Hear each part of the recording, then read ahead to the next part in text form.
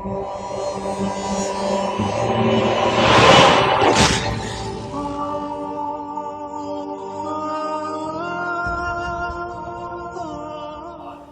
بعد فقد قال الله تبارك وتعالى وقوله الحق وهو أصدق القائلين بسم الله الرحمن الرحيم يا أيتها النفس المطمئنة ارجعي إلى ربك راضية مرضية فادخلي في عبادي وادخلي جنتي صدق الله العلي العظيم.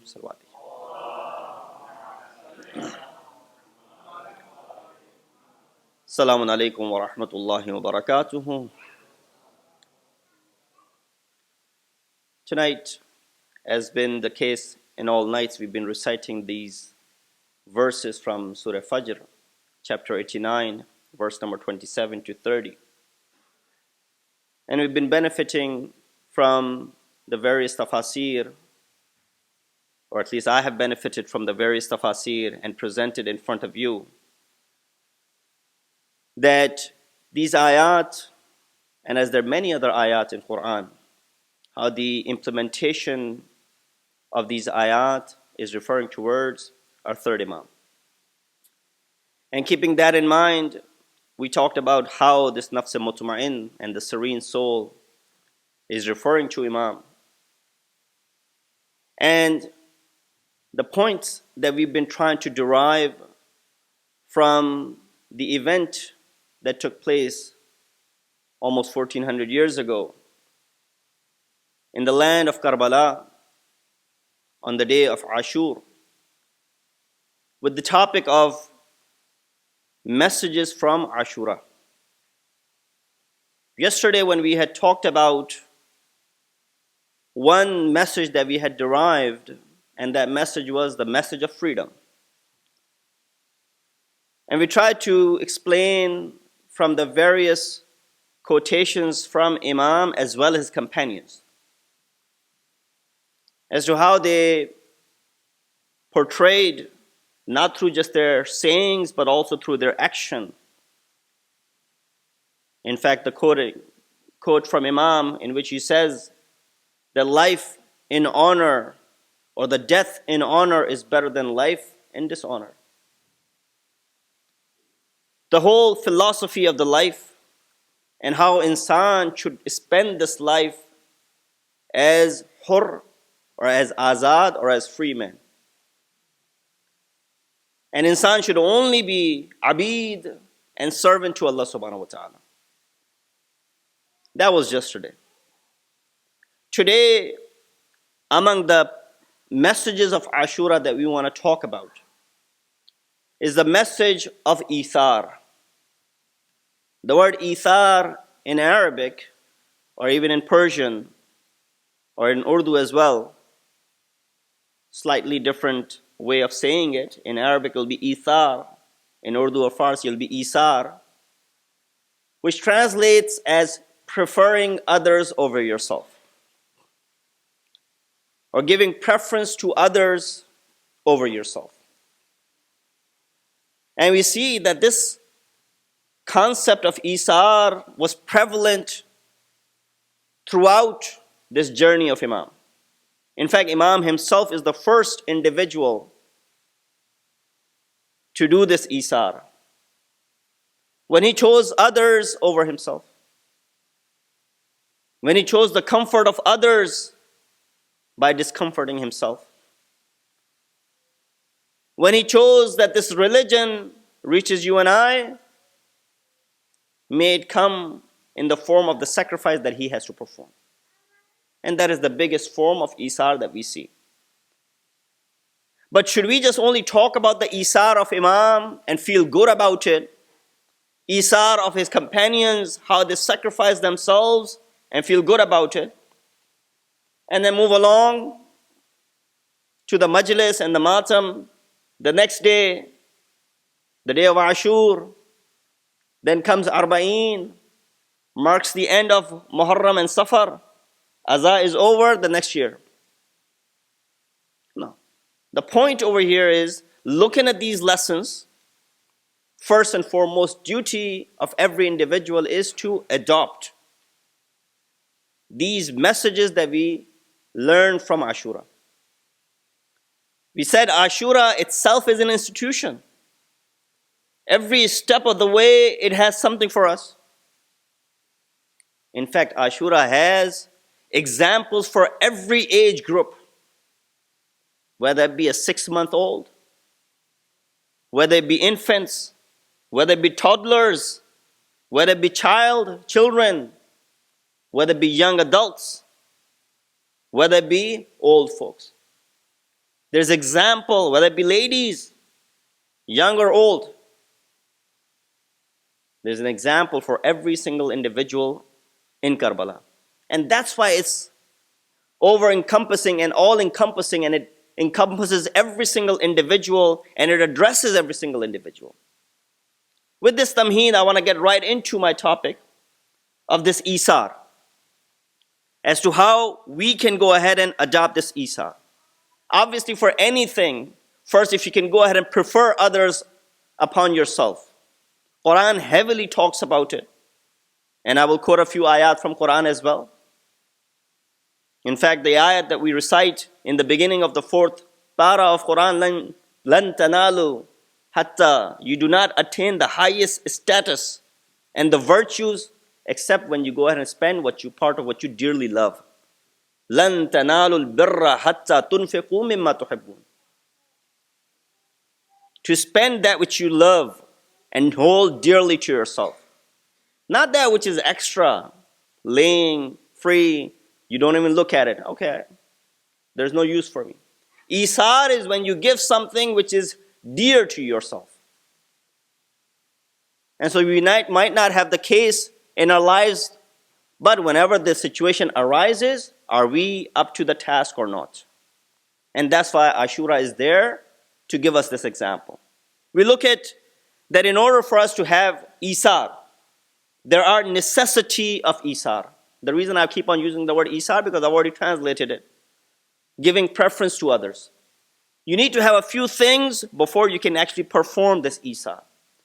The first and the foremost thing that you need is ikhlas, sincerity. Your actions should be full of sincerity before a person can do Isar. In fact, Isar and ikhlas, sincerity, go hand in hand in a way that if there's no ikhlas and sincerity, there's no Isar either. I might be preferring someone over myself, but I'm lacking sincerity in doing so, that Isar is worthless. We look at the life of Imam, the sincerity that there's there when he's embarking on this journey, when he's sacrificing himself. You might understand and say that, okay, a person can sacrifice himself. The fact that he's sacrificing not himself, but also his family members, shows the utmost level of sincerity that Imam has. What is this sincerity? Ikhlas and sincerity means that your action in private is same as your action in public. If these two match, then you're mukhlis, then you're sincere. But you have one face in private and you have another face in public, then you're lacking sincerity. You say something when you're in private and you say something else when you are in public. These two faces are munafi and against, are in conflict with ikhlas. And ikhlas is one of the major keys for Isar. We'll read in a hadith, and I believe that it is associated with Janab Fatima Zahra salamullahi alayha, who said, Man akhlasa lillahi arba'ina sabahan aw yawman.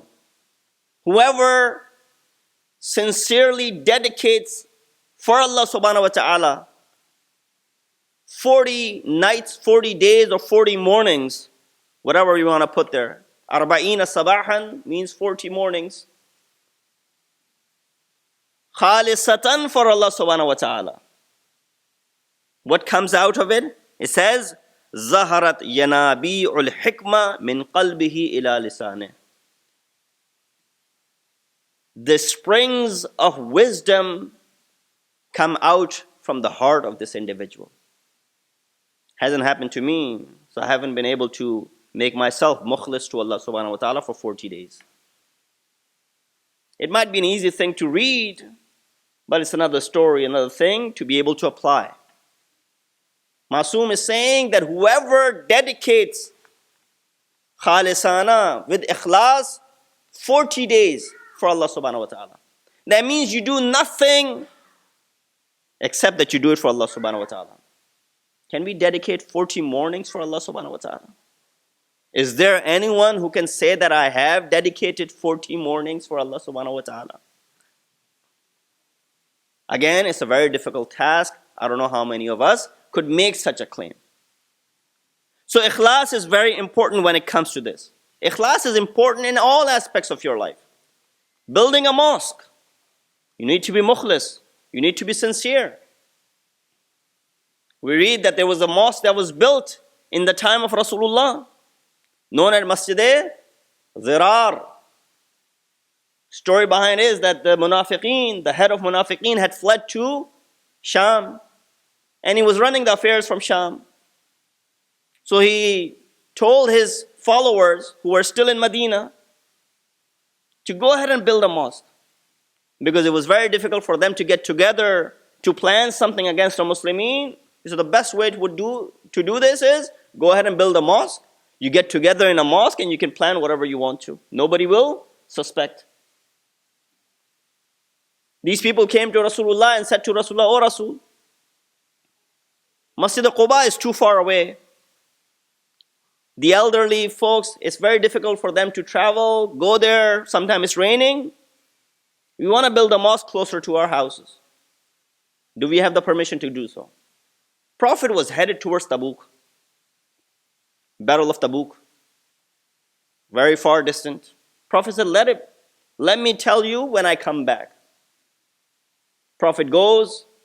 Obviously at that time, wars were not 5 or 6 days. Prophet goes and comes back. Takes months and months for them to come back.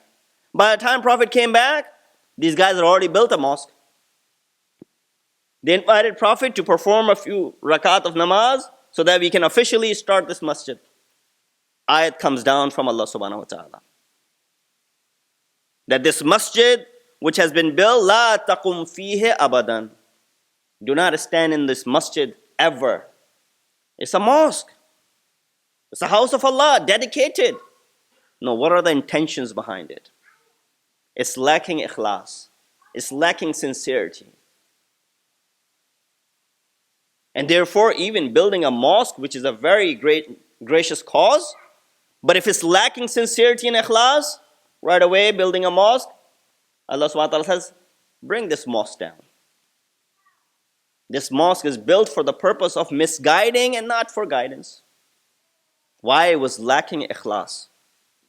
We also see that in the books of our fiqh, one of the books of our fiqh is Shara'i al-Islam.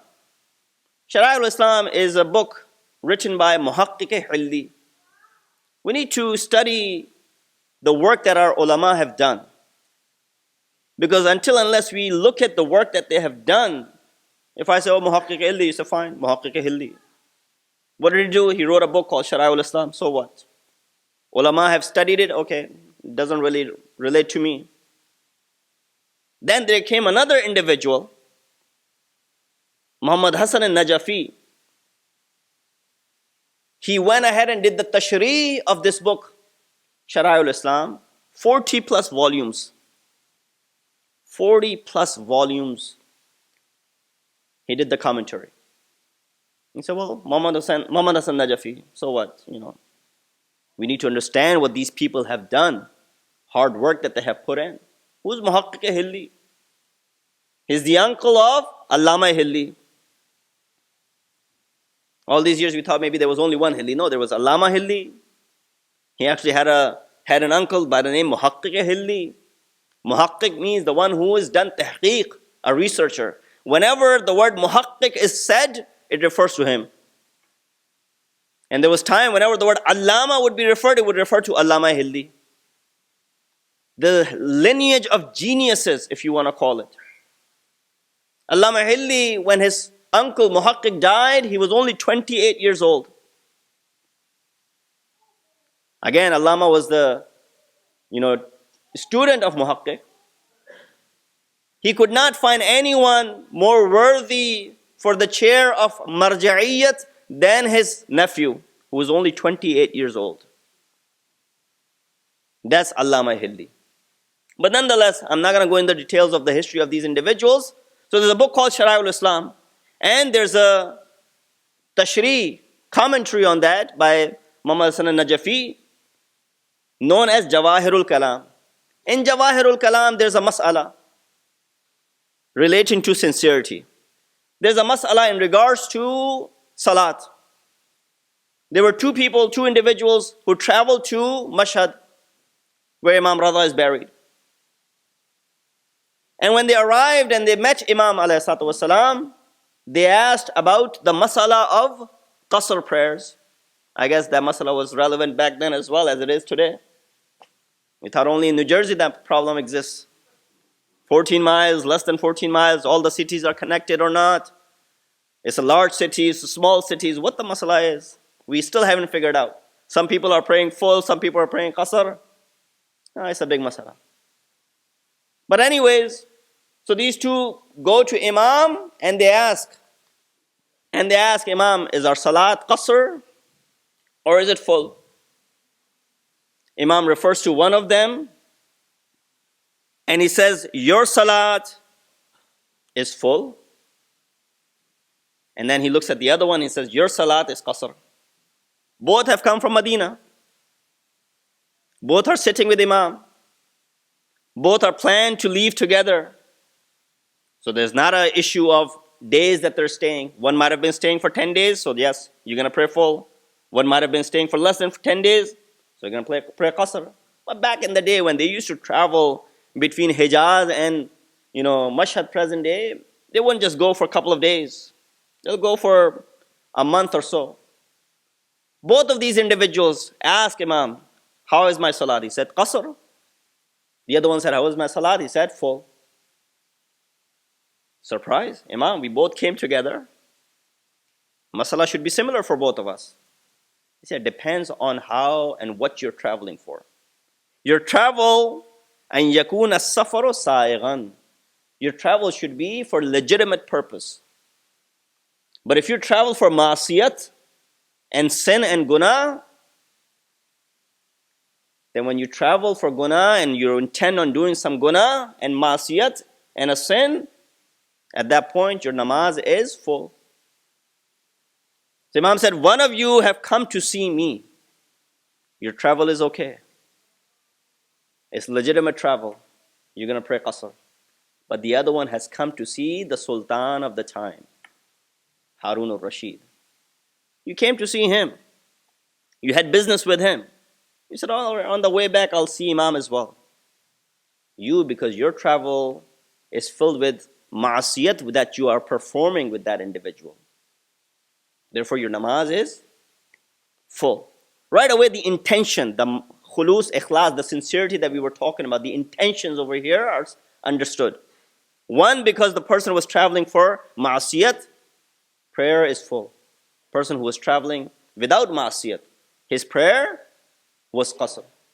We see that Imam alayhi salatu wasalam, when he's performing, and so many stages that Imam passes by, that Imam Hussain, that is, difficult stages that you and I cannot even comprehend, and any individual go through those things without having their heads, fall apart or their lives fall apart. But Imam goes through those things rather easily.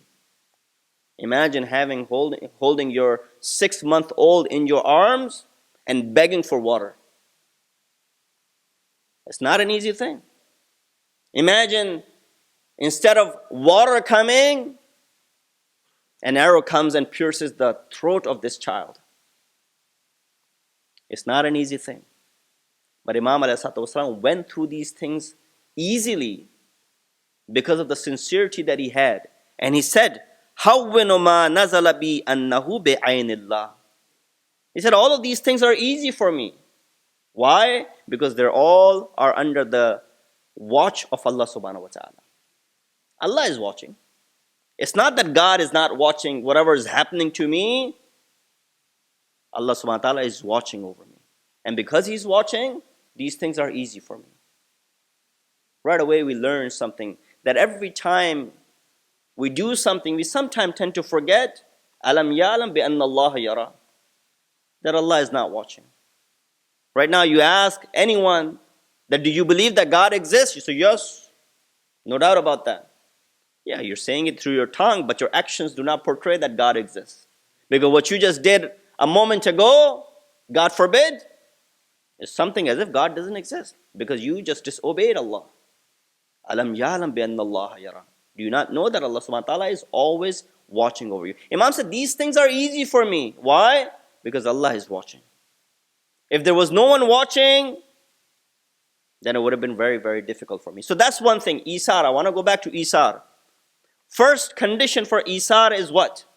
Is that you should perform your actions with ikhlas. Second is bravery, shaja'at.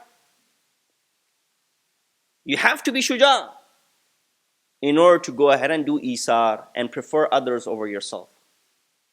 And this bravery does not mean the physical power and the physical aspect of being brave. Now, bravery means the strength of iman that you have. Unfortunately, our imans are not as strong. And that's why there are ayat in the Quran which says, Zadathum imana, Zadathum imana. Do this, your iman will increase. Do this, your iman will increase. Iman has stages. Unfortunately, we have the formula and the criteria how to increase the iman, yet we don't apply that formula either. You got to increase your iman. It's an easier thing for a person to hold something that which is very heavy.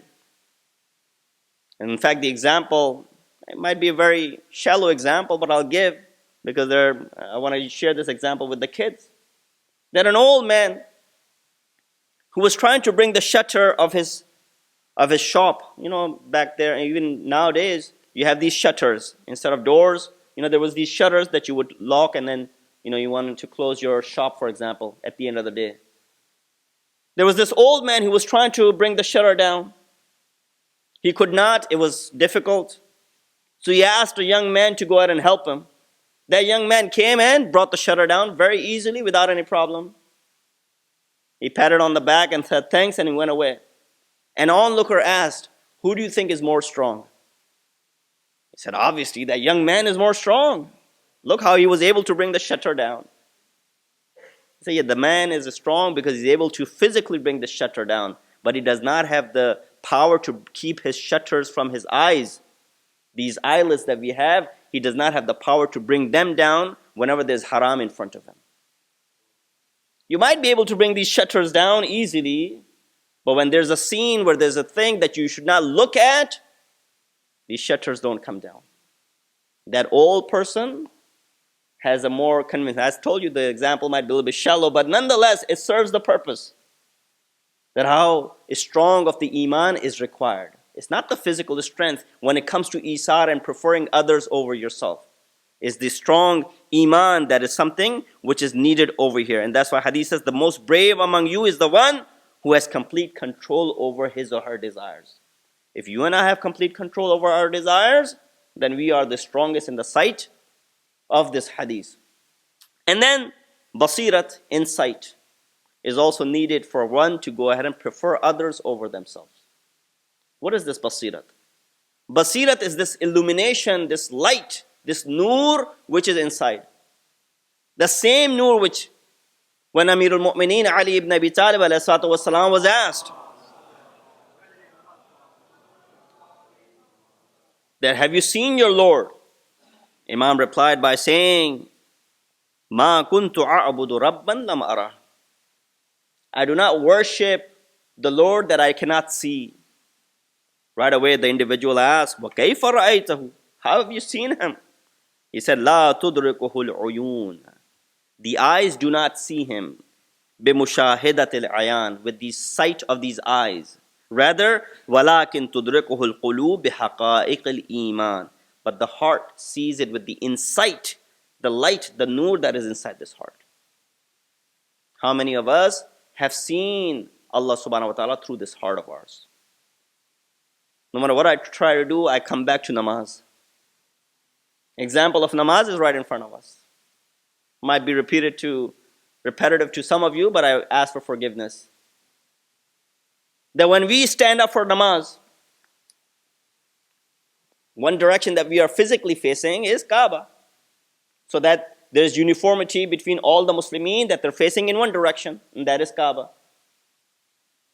That is just a physical direction. That wasn't even the case in the initial days of Islam. Later on it was the case. What's more important is where your hearts are faced towards. It says, فَأَيْنَمَا تُوَلُّوا فَثَمَّ وَجْهُ اللَّهِ. Wherever you turn, you will find Allah subhanahu wa ta'ala. So the physical direction is Kaaba, so that we're all uniform in that sense. So there's unanimous and there's unity in that regards. But which way is our hearts facing?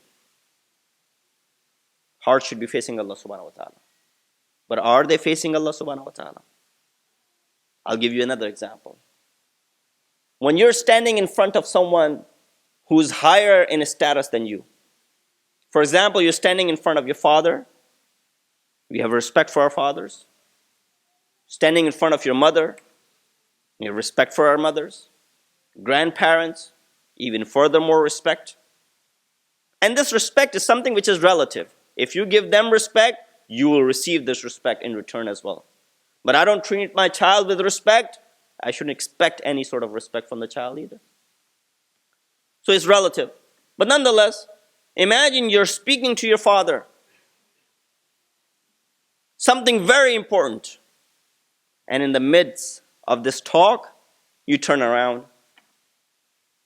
Your father is talking to you. And I'm sure that happens all the time in the houses. I don't want to talk to you, turns around and goes away. Could you have done that if you were standing in front of your boss, let's say? If you were standing in front of a king, for example. Back in the day, if you were to do this in front of a king, you'll get slain. Imagine Imam of the time. If you were talking to Imam of the time. Had the opportunity to speak to Imam. Imam was saying something to you, you turned your face. It's the utmost level of disrespect. We'll stick with the example of parents because I see a lot of parents and a lot of kids over here. So the example will fit perfectly. It's utmost disrespect to turn away from the father or the mother when they're speaking to you.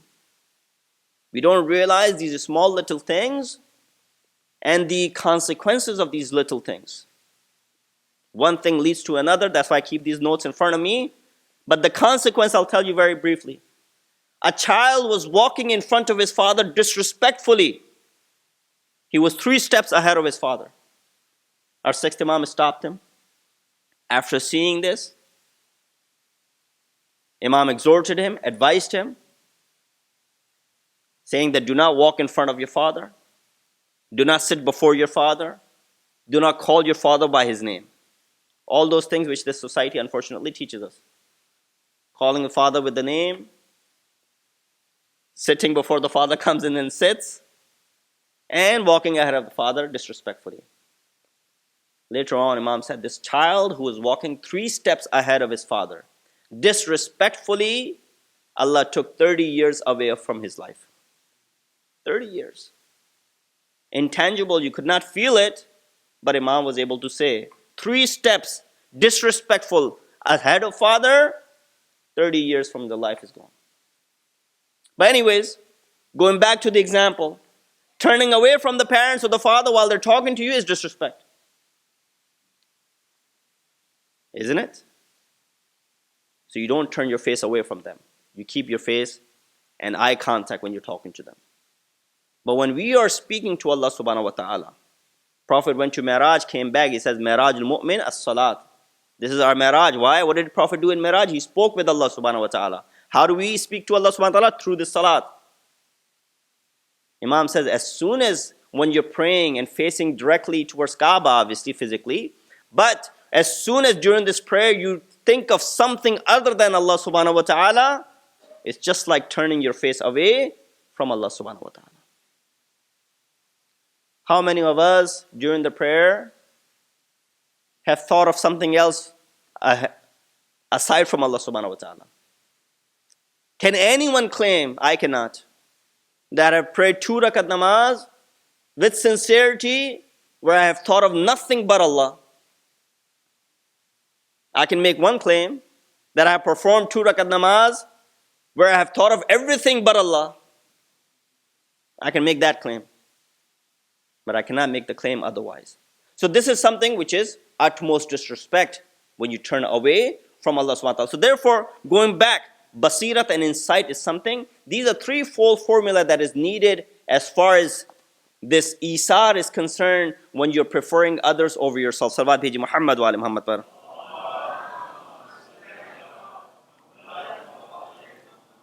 What are the obstacles of this isar that we again relate with the people in Karbala?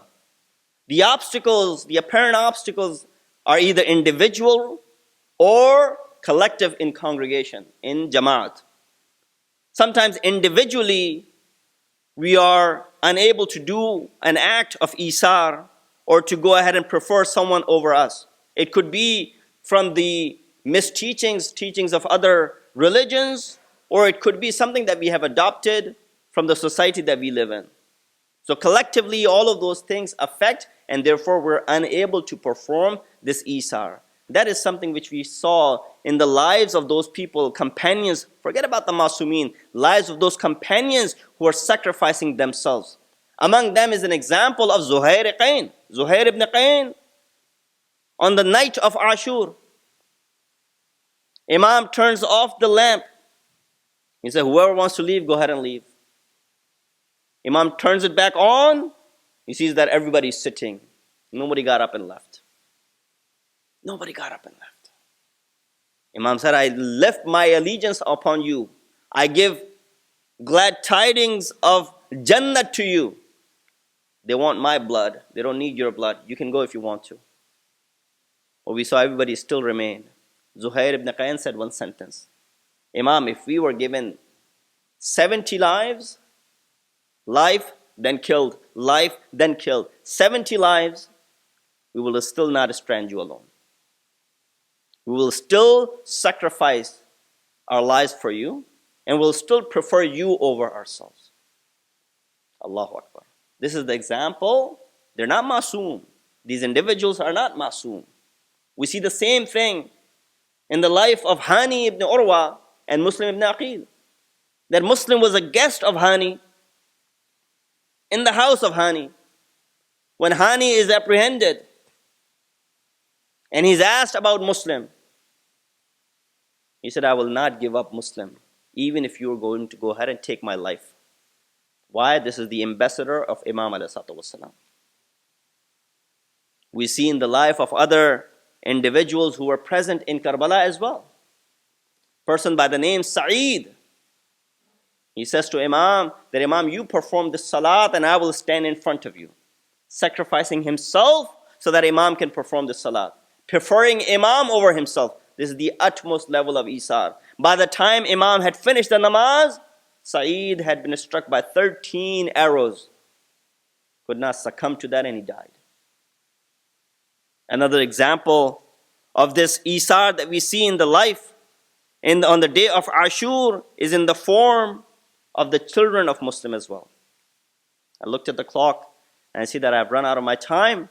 That the children of Muslim, that these two known as Tiflan Muslim, the two children of Muslim, one named Muhammad, the other named Ibrahim. When they wanted to go ahead and perform this jihad, Imam said, your mother has suffered enough with the loss of your father. Janab Ruqayya, I do not want you to go ahead and perform this jihad. He said, no, it is our mother who's sending us to perform this jihad. It's a very sad story, as it is for every shaheed of Karbala. But especially these two children, that how they ended up in Kufa. The different narrations, one narration says that they went with their father, Muslim ibn Aqil, towards Kufa. And after Muslim ibn Aqil was captured by Ibn Ziyad's people, he had given his children to Qazi Shuraih, to take care of him.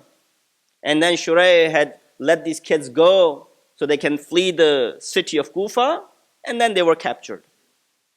One narration says that they were with Imam Hussein in the land of Karbala.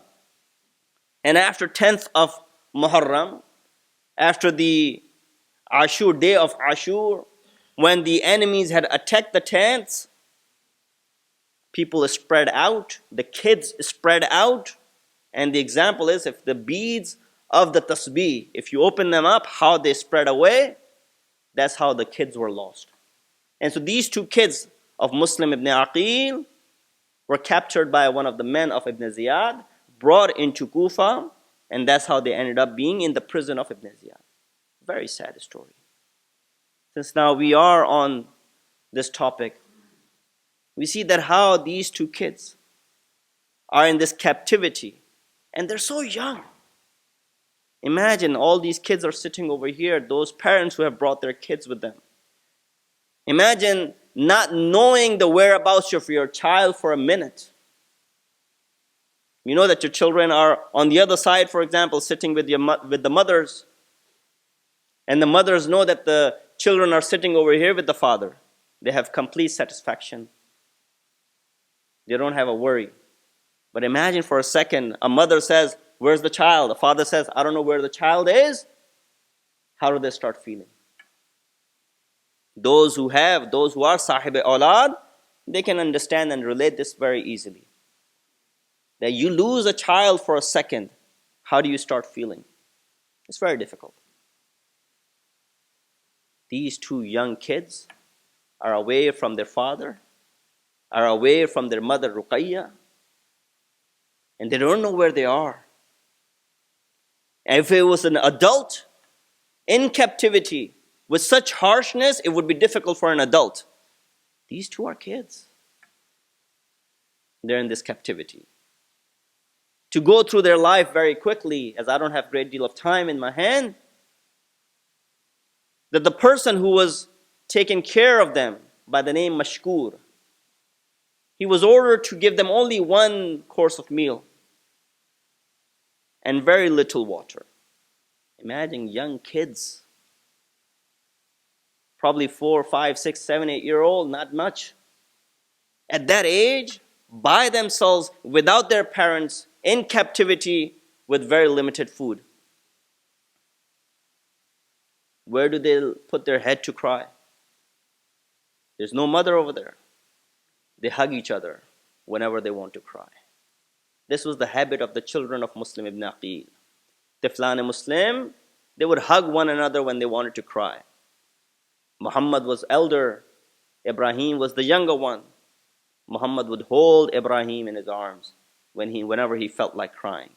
And I'm sure he was crying all the time because of such tender age that he was in.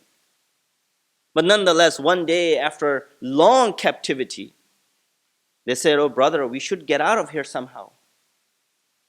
So they speak to this person by the name Mashkur. Said, "Oh Mashkur, the one who used to bring food to them, but bring it from outside and leave it inside, and would not even dare to come in." Why? Because it was so hot in that prison.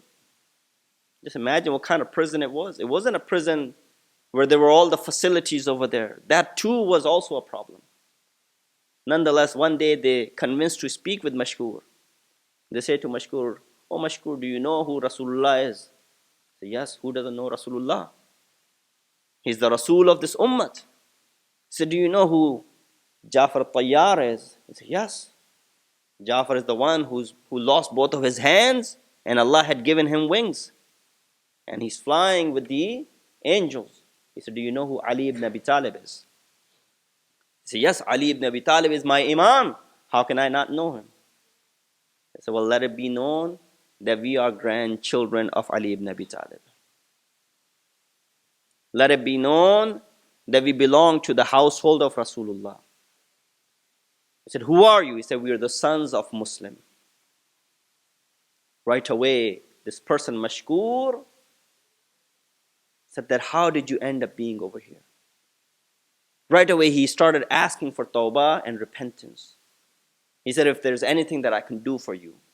They said, yes, we want to leave this place and this captivity. Mashkur opens the door. These two children of Muslim leave that place, but they don't know where to go. Imagine young children in a strange city.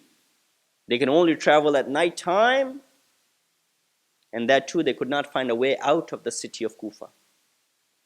Morning, they try to hide so that nobody can see, and again, they're back in the captivity, in the prison. They find a place to hide in a farm. They see a lady coming to fetch some water. They hide themselves in a tree. The lady, when she was fetching the water, she saw the reflection of these two kids. She looks at them with compassion and mercy. She says, I can help you. They come down. They don't have any place to go. So they're going to believe in anyone who comes towards them. She takes him to her master's house, saying that my master's mother or my master's wife is very compassionate. She will take care of you. The two children go along. Mashkur is brought in front of Ibn Ziyad for the crime that he has committed. What have you done, Mashkur? He said, were you going to kill those kids? They're the children of Muslim. They're the grandchildren of Ali. They belong to the household of Rasulullah. He said, did you not fear my ghazab and my anger when you released them? Mashkur said, I feared the ghazab of Allah subhanahu wa ta'ala when I released them. I can care less for your ghazab and your anger. I feared the ghazab of Allah subhanahu wa ta'ala when I released them. And then this was the time when he was slain. And when he was slain and he was given 500 lashes, he said, this is the least, or this is qaleel, very little, for the love of Ahlul Bayt. Nonetheless, Mashkur was killed. This person, Haris, was named to go ahead and find the kids and the children of Muslim. He happens to be living in the same house where the children are now taking refuge in. He comes home. Either it was his mother or it was his wife who said, what happened to you? He said, all day I was looking for these two kids and I could not find them. Ibn Ziyad has promised a great deal of reward if I find these kids. Nonetheless, at night time, when one of the child, Ibrahim or Muhammad, wake up from the dream and says that, oh brother, I saw a dream, and in the dream I saw my grandfather, and I saw my father, Muslim ibn Aqil, who was saying that, oh Rasulullah, my children will be coming tomorrow to me. That means we're not going to live too long. We will be dying tomorrow. That is the dream that I have seen. When they were speaking in this fashion, this person by the name Harith, he heard their noise. He went towards the noise. He went towards them and he grabbed a hold of them saying, who are you? They said, we are the children of Muslim. He said, I've been looking for you all along and here I find you in my house. He started slapping them. He started beating them up. This is where the children of Muslim started pleading that let us go. What have we done to you? But this person had no mercy, none whatsoever. He brings them out the next morning. He ties them up with the tree. He asks his ghulam to go ahead and kill these two kids because there's a great deal of reward that Ibn Ziyad has offered. He said, no, I cannot kill this child. I cannot kill these children. They belong to that household. I fear for my own life. He said, ask his son to go ahead and kill these kids. The son also ran away saying that I cannot kill these kids. And then at the end he said, I will have to do this myself. Finally he grabs a hold of the sword. He wanted to kill the children of Muslim. The children of Muslim said, give us one opportunity to perform the namaz. He gives them the opportunity. They perform the namaz, and at the end of the namaz they make this dua, Wallah anta alimul hakim. Oh Allah, you know everything. Ahkum baynana wa baynahu. Be the judge between us and this individual. And this is where their dua was. This person mercilessly kills the kids of children of Muslim ibn Aqil. He throws the body of one child into the water, and then he kills the second child and he throws his body into the water as well. But this was the miracle, that the two bodies that were always together when they were alive, and the miracle was that the bodies came together once again even after their death. Allah lanatullah al-qawm al-zalimin. وسيعلم الذين ظلموا أي منقلب ينقلبون. Matam Hussein.